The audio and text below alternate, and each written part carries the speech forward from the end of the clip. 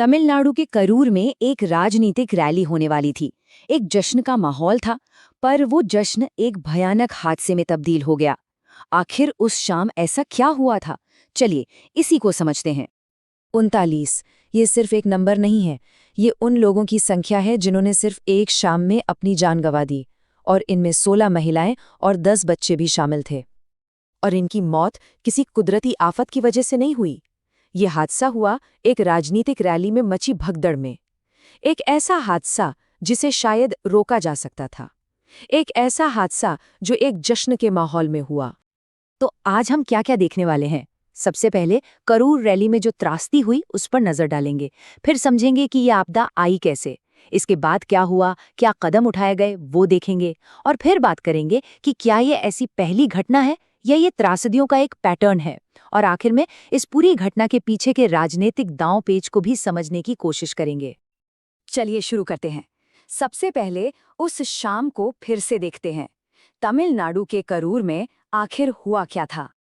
तारीख थी 27 सितंबर 2025। मौका था एक्टर से नेता बने विजय की एक बड़ी रैली का। उनकी नई राजनीतिक पार्टी के लिए हजारों की भीड़ जमा हुई थी। जो एक राजनीतिक सभा थी वो देखते ही देखते बेकाबू हो गई और चारों तरफ अफरा तफरी मच गई। तो सवाल ये उठता है कि आखिर एक इवेंट इतना ज्यादा गलत कैसे हो सकता है? और इसका जवाब ये है कि ये किसी एक गलती का नतीजा नहीं था, बल्कि ये कई सारी गलतियों की एक पूरी चेन थी। इस चार्ट को देखिए। जो इजाजत दी गई थी वो थी सिर्फ 10,000 लोगों की, लेकिन असल में वहां पहुंचे कितने लोग? 50,000 से भी ज्यादा। मतलब अंदाजा कितना गलत था सोचिए, कम से कम 5 गुना ज्यादा भीड़। तो आखिर वो कौन सी 6 बड़ी गलतियां थीं? असल में एक के बाद एक कई चीजें गलत हुईं। सबसे पहली और बड़ी गलती थी देरी। एक्टर विजय 6 घंटे लेट पहुंचे।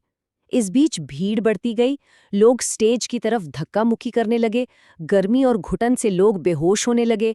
इस अफरा तफरी में बच्चे अपने घरवालों से बिछड़ गए, कुचले गए, और इन सब के बीच स्टेज के पास ना तो पुलिस थी, ना ही कोई वॉलंटियर। आयोजकों ने भीड़ का जो अंदाजा लगाया था वो पूरी तरह से गलत साबित हुआ।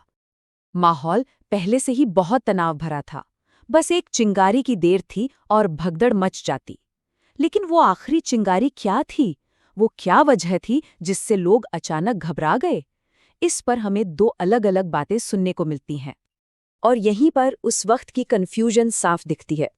एक रिपोर्ट कहती है कि एक्टर विजय ने अनाउंस किया कि एक 9 साल की बच्ची खो गई है और उसे ढूंढने की कोशिश में लोग आगे बढ़े। दूसरी रिपोर्ट का कहना है कि अचानक बिजली चली गई, अंधेरा छा गया और लोग डर के मारे भागने लगे। 2 अलग-अलग कहानियां जो बताती हैं कि उस वक्त वहां कितनी अफरा तफरी मची हुई थी। तो इस भयानक हादसे के बाद क्या हुआ? अधिकारियों और खुद इवेंट के होस्ट एक्टर विजय ने इस पर कैसे रिएक्ट किया? चलिए देखते हैं। तमिलनाडु सरकार का एक्शन काफी तेज था। मुख्यमंत्री M.K. स्टालिन उसी रात करूर पहुंचे। वो घायलों और जान गंवाने वालों के परिवारों से मिले। हर मृतक के परिवार के लिए 10 लाख रुपए और घायलों के लिए 1 लाख रुपए के मुआवजे का ऐलान किया गया। साथ ही इस पूरे मामले की जांच के लिए एक जुडिशियल कमीशन भी बना दिया गया। एक तरफ सरकार की ये कार्रवाई थी, तो दूसरी तरफ थे रैली के होस्ट एक्टर विजय। रिपोर्ट्स के मुताबिक वो हादसे के फौरन बाद एक चार्टर्ड फ्लाइट से करूर से चेन्नई के लिए निकल गए और उन्होंने घायलों से मुलाकात नहीं की। हालांकि बाद में उन्होंने सोशल मीडिया प्लेटफॉर्म एक्स पर एक बयान जारी किया। उन्होंने लिखा, मेरा दिल टूट गया है, मैं बहुत दर्द और दुख में हूँ। मैं उन लोगों के परिवारों के प्रति अपनी गहरी संवेदना व्यक्त करता हूँ जिन्होंने अपनी जान गंवाई। सिर्फ वही नहीं, इस हादसे पर देश के प्रधानमंत्री नरेंद्र मोदी ने भी दुख जताया। उन्होंने कहा, यह दुर्भाग्यपूर्ण घटना अत्यंत दुखद है। मेरे विचार उन परिवारों के साथ हैं जिन्होंने अपने प्रियजनों को खो दिया है। करूर में जो हुआ उसे ठीक से समझने के लिए हमें थोड़ा पीछे जाकर देखना होगा, क्योंकि सच तो ये है कि ये कोई पहली ऐसी घटना नहीं है। ऐसा पहले भी हो चुका है।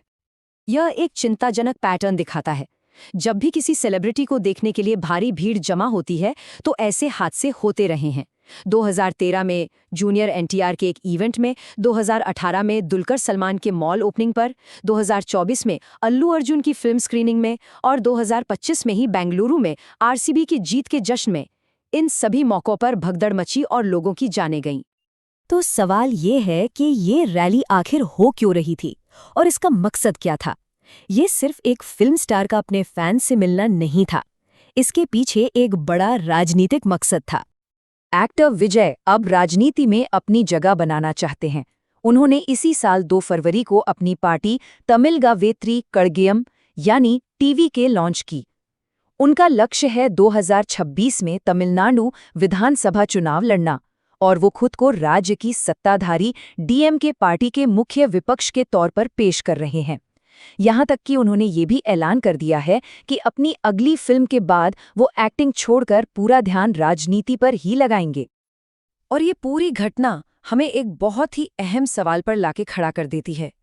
जब किसी सेलिब्रिटी के लिए फैंस का जुनून राजनीति के मैदान में उतरता है, तो वहां जमा होने वाली भीड़ की सुरक्षा की जिम्मेदारी आखिर किसकी होती है?